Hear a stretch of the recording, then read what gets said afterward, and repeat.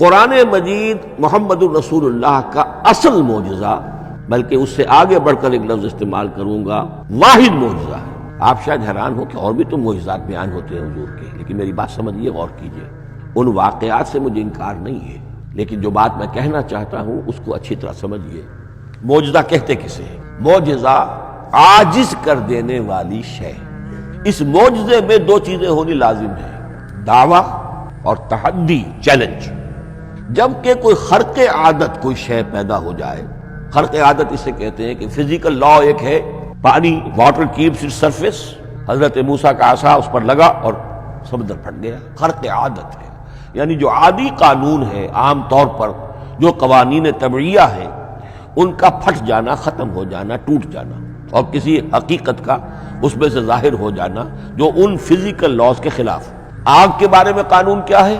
وہ جلاتی ہے، لیکن یہ کہ یہ معجزہ ہے، یہ خرق عادت ہے کہ حضرت ابراہیم آگ میں ڈالے گئے، اس نے نہیں جلایا، یا نارو کونی بردن و سلام علی ابراہیم۔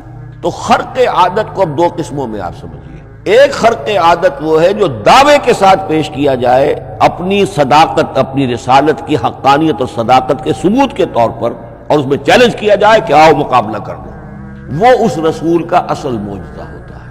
ایک خرق عادت وہ ہے جو اللہ تعالیٰ اپنے نیک بندوں کی بزرگی کو ظاہر کرنے کے لیے، غیر انبیاء کے لیے بھی کرامات جنہیں ہم کہتے ہیں ہو جاتی ہے۔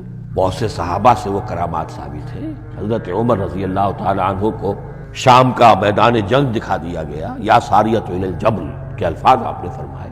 ابھی تو ٹیلی ویژن کہیں نہیں تھا، ابھی یہ سارے وسائل و ذرائع موجود نہیں تھے، یہ خرق عادت ہے۔ غیر نبی کے لیے اسے ہم کہیں گے کہ یہ کرامات ہے۔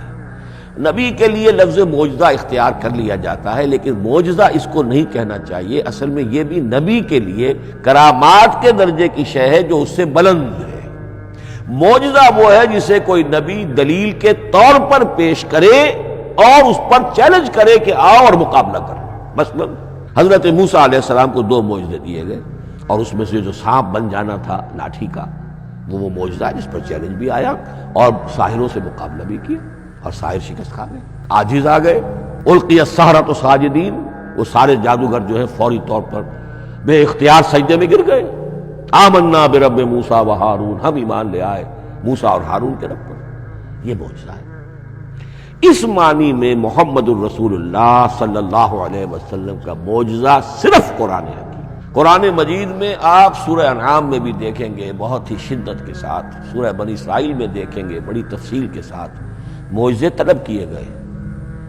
آپ اس مکے کی سرزمین میں ابھی ہمارے دیکھتے ہی دیکھتے چشمہ نکال دیجئے، ہم مان لیں گے آپ اللہ کے رسول ہیں۔ آپ ہماری نگاہوں کے سامنے آسمان پر چڑھ کر دکھائیے، پھر وہاں سے کتاب لے کر اتریے، پھر ہم سمجھ لیں گے آپ اللہ کے رسول ہیں۔ آپ کے لیے چشم زدن میں کوئی محل سونے کا چاندی کا تیار ہو جائے، مان لیں گے آپ کو اللہ کے رسول ہیں۔ آپ اس بے آب و گیا وادی میں فوراً ایک باغ جو ہے اپنے لیے بنا کے دکھا دیں، مان لیں گے کہ آپ اللہ کے رسول ہیں۔ ایسے تمام مطالبات پر اللہ تعالیٰ کی طرف سے کوڑا جواب ملا، اللہ اس قسم کی کوئی شے نہیں دکھائے گا۔ بلکہ سورہ انعام جب ہم پڑھیں گے، وہاں تو بہت ہی واقعہ یہ ہے کہ اس کو پڑھ کر رقت طاری ہوتی ہے کہ ایک موقع پر ایسا محسوس ہوتا ہے کہ حضور صلی اللہ علیہ وسلم کی طبیعت مبارکہ میں یہ خیال پیدا ہو گیا کہ اللہ کو ایسی شے ان کو دکھائی دی جائے تاکہ چپ تو ہو جائے، نہ بھی مانیں گے چپ تو ہوں گے، ورنہ تو عوام کے سامنے ان کی دلیل مجھ پر قائم ہو رہی ہے کہ بھائی یہ رسالت کے مدعی ہے۔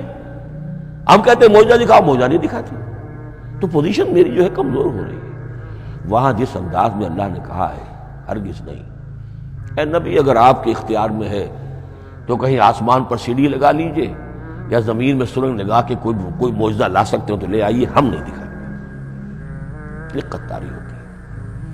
تو حضور کا معجزہ اس معنی میں صرف ایک ہے، اور وہ قرآن ہے۔ اچھا، اس کے لیے کیسے کیسے چیلنج کیے گئے؟ ام یقولون تقولہ بل لا یؤمنون فلیاتوا بحدیث مثلہ ان کانوا صادقین، سورۃ الطور۔ کیا ان لوگوں کا کہنا یہ ہے کہ یہ کلام خود محمد نے موضوع کر لیا ہے صلی اللہ علیہ وسلم؟ تو اگر ایسی بات ہے تو وہ بھی ایسا ہی کلام پیش کر دیں۔ تحدی، اس چیلنج کو کوئی قبول نہیں کر سکا۔ کم سے کم اس شرافت کا اقرار کرنا پڑتا ہے کہ اس وقت عرب قوم میں یہ شرافت تھی کہ کسی نے اٹیمپٹ بھی نہیں کی۔ ورنہ کوئی شخص الٹی سیدھی عبارت لکھ کر لے آتا اور کھڑا ہو کر کہہ دیتا کہ ٹھیک میں کہتا ہوں یہ ہے، یہ قرآن کی طرح کا کلام ہے. نہیں، کسی نے نہیں کیا. تاریخ یہ بتاتی ہے کہ اس تحدی کا کوئی کسی نے قبول نہیں کیا.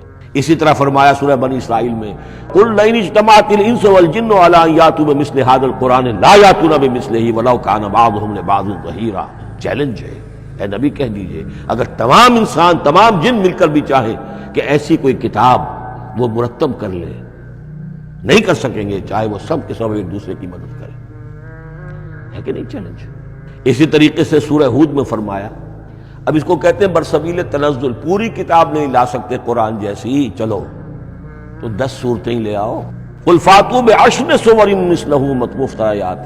اے کہیے نبی، سورہ ہود کی آیت نمبر 13 ہے، اس جیسی کوئی 10 صورتیں لے آؤ. 114 نہ صحیح 10 صحیح.